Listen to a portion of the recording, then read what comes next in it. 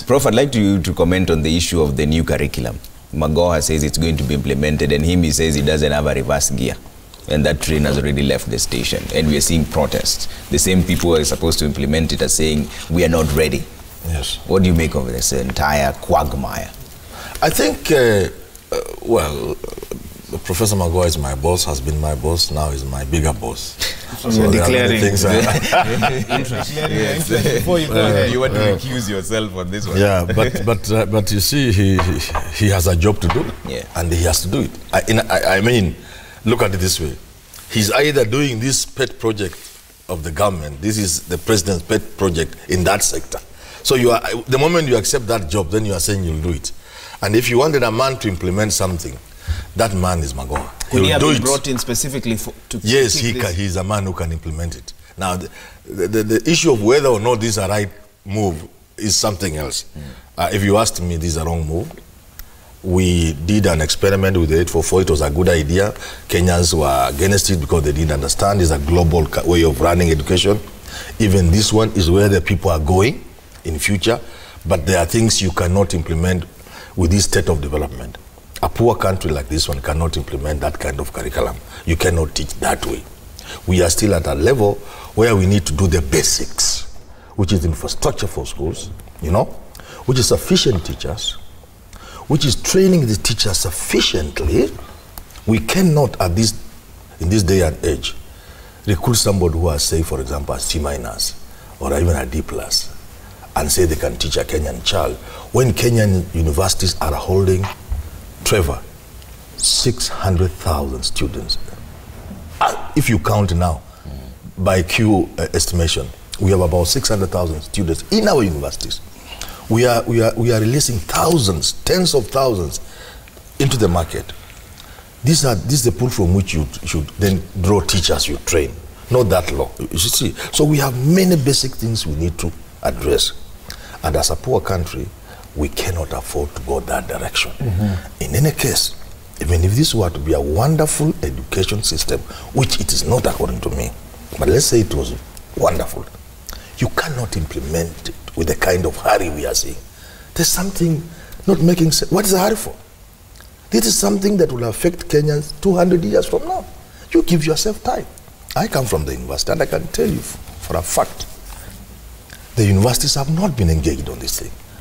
I'm one of the people who is always on this kind of thing. I'm among the few people from the university who have written about it. I can tell you, even universities are not ready. No, they have not been engaged. They don't even know the product they are going to receive. And this is what happened when we introduced 844. You removed from 5 and 6, you reduced university, you added university years from 3 to 6. The universities had not been prepared for this. You know what happened? In order to spread the courses to 4 years instead of 3, they were just cutting with a panga. We still feel the impact out of these days. So if universities who are going to receive this, the same trend. They don't even know what's happening, and they're going to be affected in a big way. Okay. And the managers of our university don't even question these kind of things. So it's a good idea. The world will get there. If you look at what is happening in places like Finland and Singapore, this is a wonderful system. But look at their GDP. It's not something you can teach 30 students in a class. There's something you teach to 15, 12, maximum 20. Our classes have 60. How many classes do you have? In what you even have the classes themselves. This is high quality stuff, which is good. In the next 50 years and 100 years, everybody will be there. So what would you tell Prof now if he calls you to his office after this? Says, Manyora, I've seen you on TV. You seem to know a lot about what I should do. What do? I have to implement this new curriculum. But you know, I'll tell him you have a job to do. Do it. Implement it, but it's wrong. Implement it, but it's wrong. Yeah, if it can't be me. I will tell him, if you are Manyora and you are not Manyora, I will tell the president to his face, this is wrong. It's about this country. Amina Mohammed tried, the predecessor to Magoha. She said, let's just delay it by 1 year. The kind of beating she received, 1 year only. And you are talking about something that will affect this country for generations to come. 1 year delay was not, they could not stomach it. So Magoha will have to implement it. Honorable Gashago, what do you make of it? Do you think this is a good curriculum? I belong to the school of thought that I went to the Kenya School of Government and Management in the late 80s. And this Matiang'i type of management of disregarding everybody else and thinking you know everything cannot work in the education sector. Because the education sector has serious stakeholders. And if you don't involve them, if you load it on them, it will go nowhere. Teachers from my constituency have called me, says Mheshimiwa, you people talk up there, this thing, we don't know anything about it. Where do we start? And, you know, the man has come with a lot of gusto, with a lot of energy, saying, I have no reverse gear. Fine. If it's only your car and you have no passenger, not having a reverse gear is not an issue. But if you are carrying so many other people, you must listen to them. And I think this kind of leadership, where you want to dictate and force things down people's throats, it's not good in this century. We know we are away from that era where, you know, somebody would just say, this must be done, it's either my way or the highway. I think the new minister has come, he has energy, he says he has no reverse gear, well and good. But let him be consultative, because I don't think he's going to take a chalk and go to the classroom himself. He'll just be in Nairobi. And I have a big problem, Maura, with these Nairobi people who are sitting in Nairobi in offices. Because sometimes they seem not to know exactly what goes on. What is happening out there, down there. And I'm coming, Professor, I will say one day, if we are going to fix this constitution, let us get ministers who have been elected somewhere by somebody, people who can come to your office, your house in the morning and ask you, Waziri, what is this you are bringing? Have you talked to us? But if you are just seated in Nairobi, you just do what the president wants, you don't care about anybody else, you don't listen to the feedback from the ground, it is wrong. And not in the education sector. This is the lives of our children. If we made a mistake with 844, we should learn from that we don't want to rush into a system, a new one, that will impact on generations for decades and decades without exhaustively talking to everybody and bringing everybody on board so that we all move in the same direction. Okay, thank you. Dr. Otele, you might also say that you want to be measured with your words now. But go ahead, is there an optimum way of implementing this new curriculum? No, I seem to support Mheshimiwa's sentiment.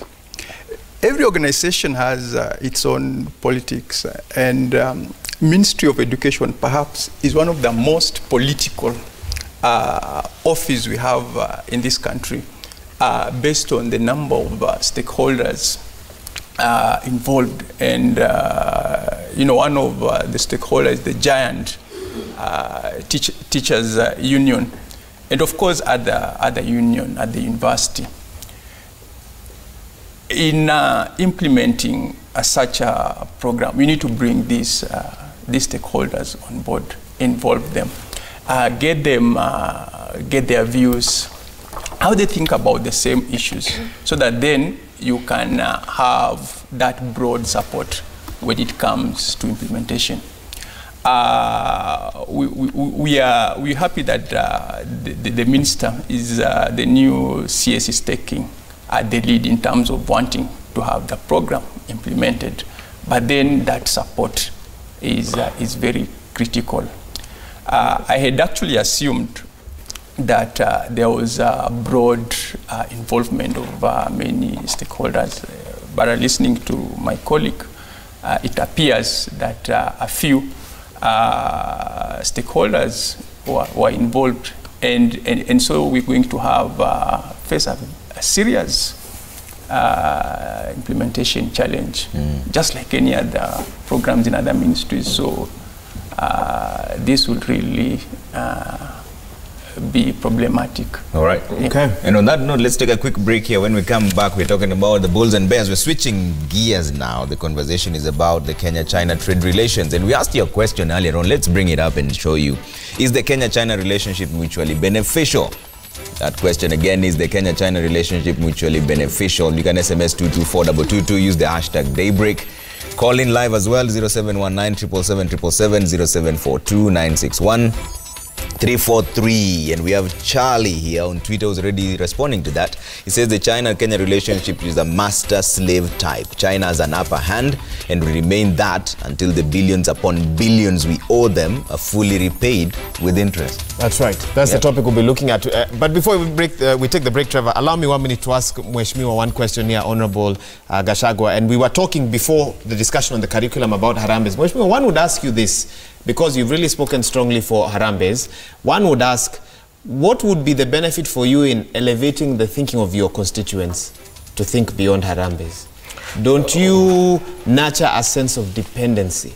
No. When you religiously attend these Harambes and so forth. Agreed. What's the long-term plan for your constituency beyond Harambes? Well, it can't be my constituency, that be for the country. Let's look at the health sector. It's one of the big four, universal healthcare. Mm-hmm. So far, people go to Karatida District Hospital. The consultation is free. You need to do some lab tests. Mm-hmm. There's no equipment. You are sent to some corner in town to go and get the tests. Yes. They cannot afford it. And then you end up with a hospital bill. And our society, we Africans, a problem with a disease is a problem for everybody. For the community. For the community. And then we want to be very realistic. Are you know, people. I guess my bigger question, are you concerned about dependency? I am very concerned. Sound concerned. I am very concerned. Okay. And that is why I've been saying myself that the big four is not workable. We drop the big four and come to the big two. Which is? Universal healthcare and food security. And then you won't need to do Harambes anymore. Yeah. Just all this money for housing, for what? Put it in hospitals, buy the equipment, buy the imaging, x-rays and everything. Mm-hmm. You walk into hospital and you walk out. Then we don't have to do Harambes. And then get food security, yes. Get fixed coffee, fixed tea, let people get a good income, then they'll be able to build their own church. Final question, because we need to take a break. Honorable Kibwana stood out as one of the most exemplary governors of our time. Yes. I've never seen him at a Harambee. How does he do it? Well, it will depend from area to area. It will depend from area to area. Okay. And it will also depend on the way the tradition is in that area. Every area has its own tradition. Every area has its own tradition. And I can tell you... Will you come back to the show for us to... I think there's a topic on its own. I think we'll invite you next time.